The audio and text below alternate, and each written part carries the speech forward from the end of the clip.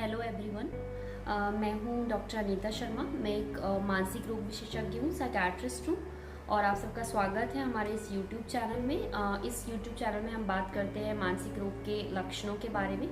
हम आपको जो है यहाँ पे सरल भाषा में मानसिक रोग के लक्षणों की जानकारी देते हैं, आपकी अवेयरनेस बढ़ाने की कोशिश करते हैं। तो आज हम अपने इस वीडियो में बात करेंगे ऐसे ही एक लक्षण के बारे में जो मैं अपनी प्रैक्टिस में देखती हूँ कि बहुत बार जो है फैमिली मेम्बर्स काफ़ी टाइम से जो है पेशेंट में ये लक्षण देख रहे होते हैं, लेकिन उसे पहचान नहीं पाते हैं और जिसकी वजह से उनके ट्रीटमेंट डिले हो जाता है। ये जो लक्षण है इसे हम डिल्यूजन ऑफ परसिक्यूशन कहते हैं। एक शक वहम का लक्षण होता है। जो ये डिल्यूजन होता है ये एक थॉट डिसऑर्डर होता है, थॉट कंटेंट का डिसऑर्डर होता है। और मैंने अपना एक प्रीवियस वीडियो बनाया हुआ है डिल्यूजन के बारे में और डिल्यूजन के टाइप्स के बारे में, तो वो आप देख सकते हैं। लेकिन इस वीडियो में हम स्पेसिफिकली बात करेंगे डिल्यूजन ऑफ परसिक्यूशन के बारे में, जो कि एक मोस्ट कॉमन टाइप का डिल्यूजन होता है। जी हाँ, हम जानेंगे कि डिल्यूजन ऑफ परसिक्यूशन क्या होता है, ये किन किन मानसिक रोगों में देखने को मिलता है और जो पेशेंट होते हैं वो किस तरह से अपने लक्षण में जो है किस तरह एक्सप्रेस करते हैं और किस तरह से रिएक्ट करते हैं और आप कैसे जो है उनकी मदद कर सकते हैं।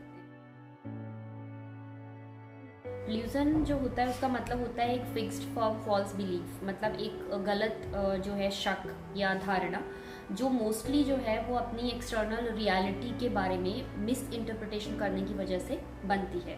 अब इसकी काफ़ी सारी वजह होती है। जेनेटिक फैक्टर्स होते हैं, कुछ एनवायरमेंटल फैक्टर्स, मतलब कि आपके लाइफ के स्ट्रेसर्स होते हैं जो इसके अंडरलाइन होते हैं जिससे ये डेवलप होता है। तो उसमें हम यहाँ पे डिटेल में नहीं जाएंगे, लेकिन इसका मतलब क्या होता है कि पेशेंट जो है वो शक वहम करने लग जाता है।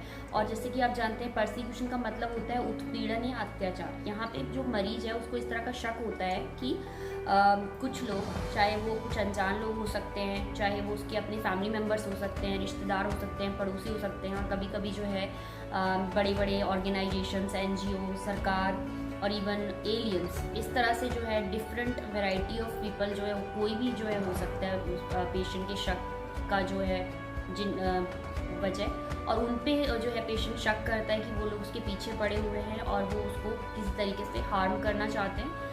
कभी कभी पेशेंट को ये भी लग सकता है कि उसके अलावा उसके फैमिली मेम्बर्स को या उसके लव्ड वंस को भी हार्म करने की प्लानिंग चल रही है, कोशिश चल रही है। तो इसमें हार्म जो है वो इतना ही हो सकता है कि भाई उसके बारे में सिर्फ बातें की जा रही हैं, उसकी चुगली की जा रही है या उसकी बदनामी की जा रही है। और कभी कभी सीवियर फॉर्म्स में ये भी हो सकता है कि पेशेंट को मारने की कोशिश की जा रही है। तो कई पेशेंट जो है मोस्टली किस तरह से एक्सप्रेस करता है कि जैसे लोग उसे देख के जो है उसकी बातें कर रहे हैं, उसकी चुगली कर रहे हैं, उसे देख के इशारे कर रहे हैं, पड़ोसी उसकी बातें कर रहे हैं, उसको हार्म कर रहे हैं। पुराने टाइम में मोस्टली बिलीफ इस तरह से होती थी कि मरीज को लगता था उस पर कोई जादू टोना या टोटका कर दिया गया है जिससे वो अपनी लाइफ में जो है सक्सेसफुल नहीं हो पा रहा है।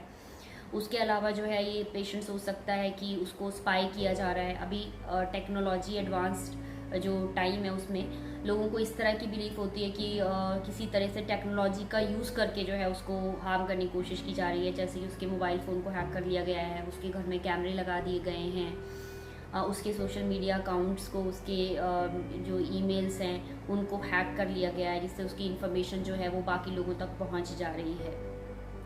इसके अलावा जो है पेशेंट ये भी सोच सकता है कि उनको जो है किसी तरीके से उनकी जो एक्सट्रीम सीवियर फॉर्म होता है उसमें मरीज को ये तक लग जाता है कि उसकी थॉट्स जो हैं वो भी जो है वो पता लग जा रही हैं या उनको भी जो है किसी एक्सटर्नल सोर्स के थ्रू कंट्रोल किया जा रहा है। तो ये जो डिल्यूजन ऑफ परसिक्यूशन है मोस्टली जो कंटेंट होता है इसका, जिसको हम नॉन बिजार कहते हैं, मतलब जो कि आपको सुनने में लॉजिकल लगता है, पॉसिबल लगता है, लेकिन कभी कभी जो कंटेंट है वो बिजार भी हो सकता है। जिसका मतलब होता है, बिजार का मतलब होता है जो कि प्रैक्टिकली इम्पॉसिबल होता है, जहाँ पे पेशेंट इस तरह की बात कर सकता है कि दूसरे ग्रह के लोग, एलियंस जो हैं वो उसके पीछे पड़े हुए हैं, वो उस पर स्पाई कर रहे हैं। तो इस तरह से जो है पेशेंट अपने इस डिल्यूजन ऑफ परसिक्यूशन के साथ जो है वो प्रेजेंट करता है। अब हम बात करेंगे कि किन किन मानसिक रोगों में जो है ये लक्षण देखने को मिलता है। तो डिल्यूजन ऑफ परसिक्यूशन जो है ये इंडिपेंडेंटली जो एक डिल्यूजनल डिसऑर्डर, एक बीमारी होती है जिसमें मरीज को एक या एक से ज़्यादा जो है कई तरह के डिल्यूजन हो सकते हैं। तो उसमें ये कॉमनली देखने को मिलता है। ये अराउंड 1 to 4% पॉपुलेशन में देखने को मिलती है जो डिल्यूजनल डिसऑर्डर होता है। इसमें सिर्फ डिल्यूजन ही होता है और किसी तरह का जो है मानसिक लक्षण नहीं होता है। और इस डिल्यूजन की वजह से जो पेशेंट की पर्सनल, सोशल और ऑक्यूपेशनल फंक्शनिंग है वो ख़राब हो जाती है। मतलब कि पेशेंट जो है वो अपनी पर्सनल लाइफ पे फोकस नहीं कर पाता, अपने एम्स एम्बिशंस को लाइफ में अचीव नहीं कर पाता है। इसकी वजह से सोशल फंक्शनिंग में देखें तो वो जो जिन लोगों पे शक कर रहा है, अगर वो लोग उसके फैमिली मेम्बर है, अपने भाई बहन, रिलेटिव्स हैं, अपना स्पाउस है, तो उनके साथ उसके रिलेशनशिप्स ख़राब हो जाते हैं। कभी कभी पेशेंट जो है वो अपने घर में अपने आप को अलग कर लेता है, अलग कमरे में कैद कर लेता है, और कभी कभी जो है वो घर छोड़ के अलग रहने लग जाता है। उसके अलावा जो है ऑफिस में जो उसके इंटरपर्सनल रिलेशंस हैं वो ख़राब हो जाते हैं। वो अपने कलीग्स पे अगर शक कर रहा है तो उनके साथ में उसका इंटरेक्शन ख़राब हो जाता है। वो कभी कभी लोग जॉब भी छोड़ देते हैं, और जब ज़्यादा ही डर बढ़ जाता है तो कई बार लोग अपने आप को पूरी तरह से घर में कैद कर लेते हैं। तो उसकी इस तरह से सोशल फंक्शनिंग, पर्सनल फंक्शनिंग और ऑक्यूपेशनल फंक्शनिंग की, वो अपना काम काज भी छोड़ सकता है, जॉब छोड़ सकता है, तो इससे अफेक्ट हो जाती है।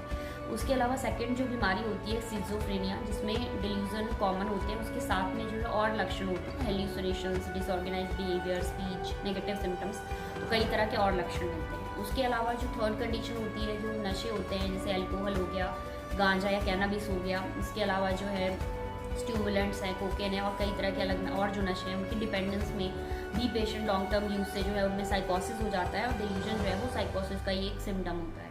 उसके अलावा जो है कई न्यूरोलॉजिकल जो डिसऑर्डर्स होते हैं, जैसे कि ब्रेन डैमेज, अगर वो इन्फेक्शन की वजह से है, चाहे वो स्ट्रोक की वजह से है, चाहे वो रोड एक्सीडेंट या हेड इंजरी की वजह से है। कई पेशेंट आप खुद समझ सकते हैं कि अगर किसी को ये लग रहा है कि उसको फॉलो किया जा रहा है, उसको स्पाई किया जा रहा है, लोग उसके पीछे पड़े हुए हैं, या घर में उसको नज़र रखी जा रही है, उसको नज़रबंद किया हुआ है, तो उसकी वजह से पेशेंट जो है एक तो बहुत गुस्सा कर सकता है, इरिटेबल हो सकता है, एंग्री हो सकता है, लड़ाई झगड़ा कर सकता है। उसके अलावा जो है बहुत एक्सट्रीम जो है गुस्से में वो इवन जिन लोगों पे शक कर रहा है उनकी इवन हत्या तक कर सकता है। और दूसरा रिएक्शन होता है कि पेशेंट बहुत ज़्यादा डर जाता है, बहुत फियरफुल हो जाता है, अपना जॉब छोड़ देता है, घर से निकलना बंद कर देता है, और कभी कभी अपने आप को एक कमरे में बंद कर लेता है, घर में छुप के बैठ जाता है।